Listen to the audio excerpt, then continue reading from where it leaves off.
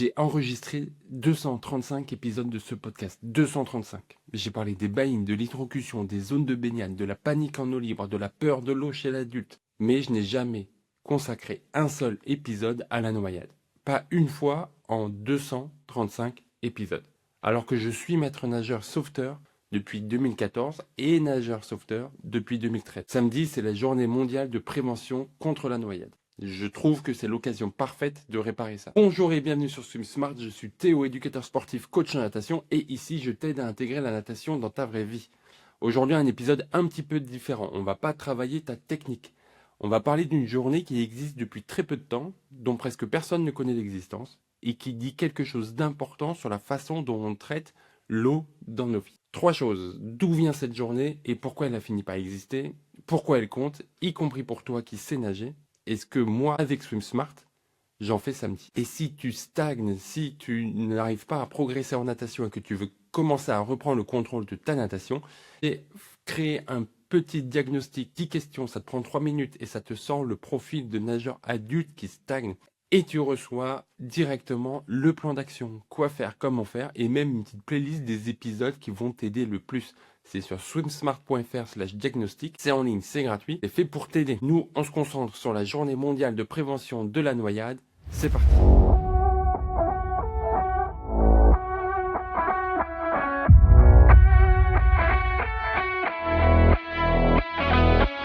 Déjà, il faut savoir que cette journée mondiale de prévention contre la noyade, elle est récente, elle est très récente. C'est une résolution de l'Assemblée générale des Nations Unies du 28 avril 2021. Et la première édition, c'était le 25 juillet 2021. Donc là, elle va fêter ses 5 ans. Et en fait, ce qui compte, c'est pas vraiment la date, mais c'est ce que ça veut dire qu'elle n'existe que depuis 2021. Parce que jusque-là, la noyade n'avait jamais fait l'objet d'une résolution de l'ONU. Jamais. Alors que l'ONU a des résolutions et des journées sur à peu près tout. Par exemple, faisant des recherches pour cet épisode, j'ai appris que, alors je prends mes notes évidemment parce que je connais pas les dates par cœur, et depuis le 24 juillet 2013, il existe une journée mondiale des toilettes. Oui, 8 ans avant la noyade, on s'inquiétait des toilettes. Alors, c'est tout à fait légitime parce que c'est pour parler d'assainissement. Pour te dire, le 28 juin 2012, la journée mondiale du bonheur. Le 19 décembre 2019, la journée mondiale du thé. Et il faut savoir qu'à ce jour, la journée mondiale de prévention contre la noyade, ça ressemble 79 pays. 79 pays le font.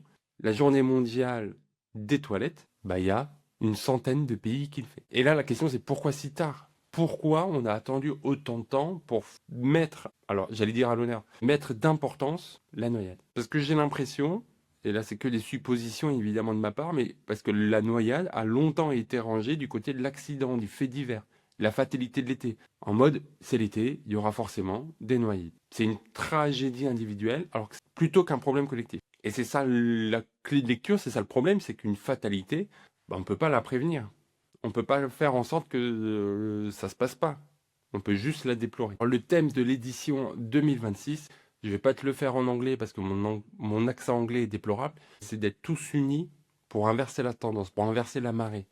Avec un objectif affiché de faire reculer la noyade de 35% d'ici 2035. Et je trouve que la façon dont Swim Smart, dont moi je vais participer à cette journée, ça va bien avec le thème. Et ça, je t'en parle après. Et en fait, la journée mondiale de prévention contre la noyade, dans le fond, ça dit une chose, ça dit que la noyade est évitable. C'est toute la bascule, on passe d'une c'est arrivé et c'est comme ça s'évite, qu'est-ce qu'on peut faire ensemble? Et bien souvent, on parle noyade, on pense noyade de l'angle des enfants, des brassards, des bouées, des parents qui surveillent. Et c'est une très bonne chose. Et du coup, on se dit que l'adulte, c'est pas pour nous. Et c'est vrai que le cadrage mondial, il vise les enfants. Il y a l'OMS, l'Organisation mondiale de la santé, qui, dans un rapport de 2024, explique que plus de la moitié des décès concernent les moins de 30 ans. Et du coup, il y a 2 leviers qui sont mis en place, c'est la surveillance des jeunes enfants et l'apprentissage de la nage à l'école. Les deux visent les enfants et c'est normal, c'est cohérent. Mais ça, c'est dans le monde, avec des pays qui ont une certaine particularité. Nous, en France, c'est un autre monde. Sur l'été 2025, 109 personnes sont mortes noyées. 409. Déjà, ce chiffre, il est énorme. Sur ces 409, 152 étaient des adultes. Selon Santé publique France, bilan de l'été dernier, 90% des morts noyés sont adultes. Alors, l'idée, c'est pas de se faire peur, c'est pas d'avoir peur, mais c'est d'avoir conscience, de prendre conscience de ce chiffre-là. Chez les moins de 6 ans, 6 noyades sur 100 finissent en décès. Chez les adultes, beaucoup plus, avec forcément des facteurs qui aggravent la situation. L'âge, si t'es plus de 65 ans, être un homme, faire des malaises. La plupart sont issus de malaises. On en parlera. L'alcool, évidemment. Et on a construit toute la prévention autour des enfants. Parce que c'est là qu'elle est la plus efficace et la plus juste. Et on a un levier d'action. Les enfants vont à l'école, vont à la piscine avec l'école. Donc c'est facile, entre guillemets, d'agir dessus. Et pendant ce temps, malheureusement, l'adulte est sorti du cadre. Et personne ne lui parle de cet angle-là. Et moi le premier. Pendant 235 épisodes, pas vraiment parler de ça. C'est pour ça qu'il y a la journée mondiale de prévention contre la noyade. Mais si personne ne s'en empare, si personne ne l'utilise, bah, ça reste une ligne dans un calendrier. Alors cette année, j'ai décidé de faire quelque chose. J'ai décidé que Swim Smart allait s'impliquer pour cette journée. Donc samedi 25 juillet, Swim Smart passe la journée en direct sur YouTube. Ça s'appelle Parlons d'eau. Le format, il est simple. Pour la caméra à 9 h, je la ferme à 17 h. Et chaque heure, un invité, un professionnel du secteur, va venir échanger, va venir sensibiliser, va venir parler de la noyade. Toujours pas pour faire peur, mais pour éveiller, pour donner des astuces, des trucs, pour montrer qu'on peut améliorer les choses. Donc moi je suis le fil rouge, mais c'est pas moi qui suis important, c'est les invités. Je pose des questions aux invités, tu poses des questions aux invités via le chat, voilà. Et l'esprit, c'est ça le plus important, on parle de noyade, sans se cacher, mais sans dramatiser non plus. C'est pas de faire des leçons, c'est pas d'être moralisateur, c'est pas que ça devienne anxiogène, non, c'est de se dire, des experts de l'eau, des gens qui connaissent l'eau, avec des casquettes différentes, avec des propositions différentes, avec des professions différentes, qui vont se poser, qui vont raconter, qui vont échanger. Et après, tu me connais, c'est à la sauce Swim Smart, donc ça va être détendu. Il n'y aura pas de hiérarchie, il y aura du tutoiement, il y aura sans doute des blagues, enfin voilà. Tu commences à me connaître. Et pourquoi j'ai choisi ce format plutôt qu'un épisode de plus c'est le thème.